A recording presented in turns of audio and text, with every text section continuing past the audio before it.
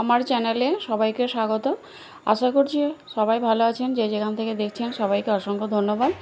তো আমি এখানে প্রথমে নিয়ে নিলাম একটা মিক্সিং বোল। এরপর আমি এখানে দিয়ে দেব, এই বাটিটা মাপ করেই আমি নিয়ে নিয়েছি চালের আটা। তো আমি প্রথমে এক বাটি দিয়ে দিলাম চালের আটা, আবার এক বাটি দিয়ে দিলাম চালের আটা। তো আমি এখানে মোট 2 বাটি চালের আটা নিয়েছি। আমি এটা শুকনো চালের আটাটা নিয়েছি। আর এরপর আমি এখানে দিয়ে দেবো 3 চামচের মতো চিনি।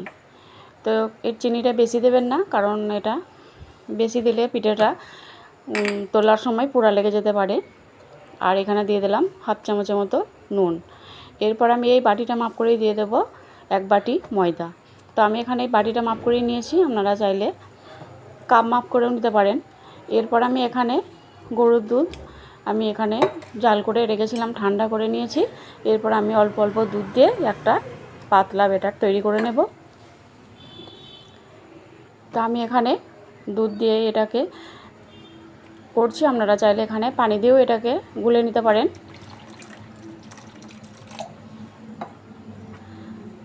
তো এই ঘনত্বটা অনেকটাই পাতলা হবে, আমি দেখাচ্ছি। আমার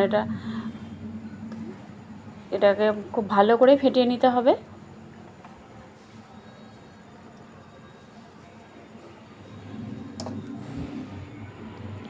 তো দেখুন,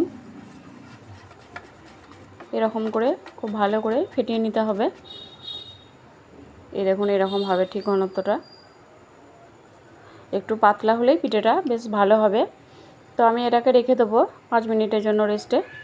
এরপর আমি এদিকে সুজির পুরটা বানিয়ে নেব। তো আমি এখানে নিয়ে নিলাম হাফ বাটি সুজি। তো সুজিটাকে আমি একটু হালকা করে ভেজে নেব। আমি এখানে সুজিটাকে ভেজে নিয়েছি, আপনারা চাইলে কাঁচা করে নিতে পারেন। তবে সুজিটা ভাজলে একটু এর গন্ধটা বেশ ভালো লাগে, ভাজা ভাজা। তো সুজিটা আমি একটু হালকা করে ভেজে নেব।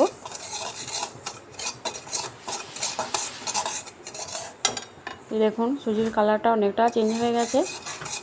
তো সুজিটা হালকা করেই একটু ভেজে নিতে হবে, খুব লাল করলে হবে না। এরপর আমি এখানে দুধ নিয়ে নিয়েছি, আমি এখানে গরুর দুধ নিয়েছি। তো দুধটাকে আমি এভাবে দিয়ে অল্প অল্প করে সুজির সঙ্গে মিশিয়ে নেব। দুধটা দিলে স্বাদটা ভালো হবে। তবে আপনারা এখানে যদি চান পানি দিয়ে করবেন, তাহলে এতে আপনারা পাউডার দুধ চামচ দিয়ে দিতে পারেন। তো দুধটা দিয়ে আমি খুব ভালো করে সুজিটাকে নেড়ে মিশিয়ে নেব, যাতে দলা পাকিয়ে না যায়। এরপর আমি এখানে দিয়ে দিলাম একটা ছোটো এলাচ, মুখটাকে ফাটিয়ে দিয়ে দিলাম।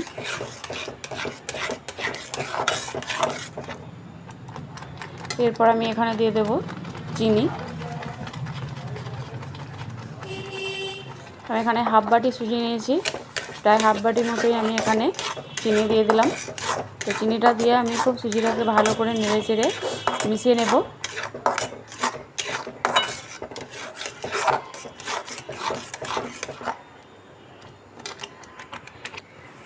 দেখুন, সুজিটা আমার অনেকটাই হয়ে এসেছে। এটা আবার আমি নামিয়ে নেব। তো সুজির পুরটা আমার হয়ে গেছে, এটাকে আমি বাটিতে তুলে নেব। গ্যাসটাকে বন্ধ করে দিলাম। এরপর এদিকে আমি একটা ফ্রাই প্যান বসিয়ে দিয়েছি। তো এই কাজটা আপনারা চাইলে তাওয়াতেও করতে পারেন। তো আমি এখানে দিয়ে দিলাম হাফ চামচের মতো তেল। তো তেলটাকে দিয়ে আমি একটা টিস্যু পেপার দিয়ে এভাবে মুছে নেব।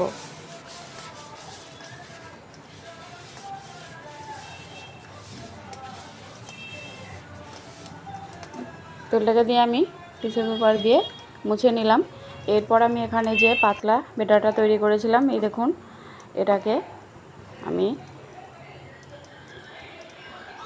এই রকমভাবে এক হাতা দিয়ে দেবো। যেহেতু আমার চামচটা একটু ছোট, তাই জন্য আমি এটাকে একবার দিয়ে আরেকটু দিয়ে দিলাম, দিয়ে এভাবে হাতের করে এটাকে ঘুরিয়ে ঘুরিয়ে একটু গোল করে নিতে হবে।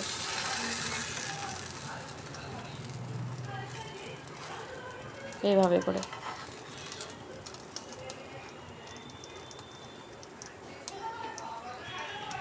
তো এই পাটিসাপটা পিঠেগুলো বানানো খুবই সহজ, যে কেউ বানিয়ে নিতে পারবেন।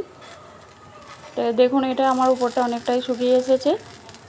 এরপর আমি এখানে যে সুজির পুরোটা করেছিলাম সেই পুরোটা আমি পিঠের মধ্যে দিয়ে দেব। এভাবে করে দিয়ে এরপর আমি পিঠেটাকে একটা রোলের মতো করে নেব।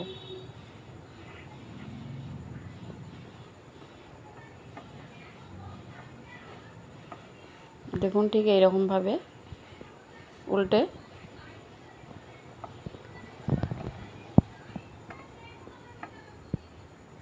এভাবে করে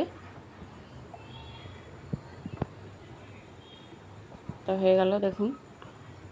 এরপর আপনারা এটাকে একটু মচমচে করার জন্য একটু এপিট ওপিট করে ভেজে নিতে পারেন। দেখুন কত সুন্দর হয়ে গেল। এটা লেগেও যাচ্ছে না, ঠিক উঠে চলে আসছে। আবারও আমি ঠিক একইভাবে করে দিয়ে দেব। দেখুন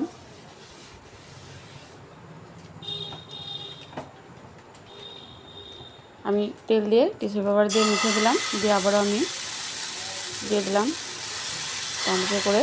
তো চামচের উল্টো দিকটা করে এভাবে করে ঠিক ঘুরিয়ে ঘুরিয়ে সমান করে নিতে হবে। এরপরে এটা ঠিক পিঠাটা ঠিক পাতলা হয়ে যাবে, ঠিক রুটির মতো।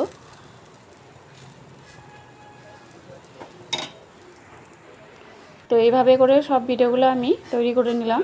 দেখুন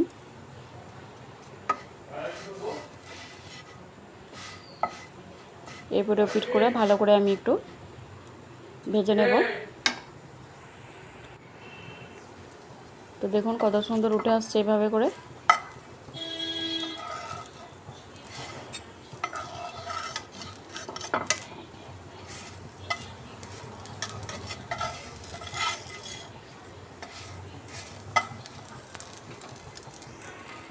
তো সব পিঠেগুলো আমি এইভাবে করেই তৈরি করে নিয়েছি। দেখুন কত সহজে হয়ে গেছে। তো আপনারা এই পিঠাটা অবশ্যই বাড়িতে একবার বানাবেন। আর এই রেসিপিটা কেমন লেগেছে আপনারা অবশ্যই জানাবেন। ভালো লাগলে একটা লাইক দিবেন। আর যারা নতুন বন্ধু আমার চ্যানেলটা এখনও সাবস্ক্রাইব করেনি তারা অবশ্যই আমার চ্যানেলটা সাবস্ক্রাইব করে আমার পাশে থাকবেন।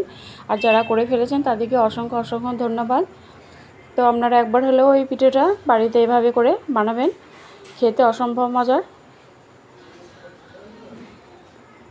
দেখুন কত সুন্দর দেখতে লাগছে। তো ভালো থাকবেন, সুস্থ থাকবেন।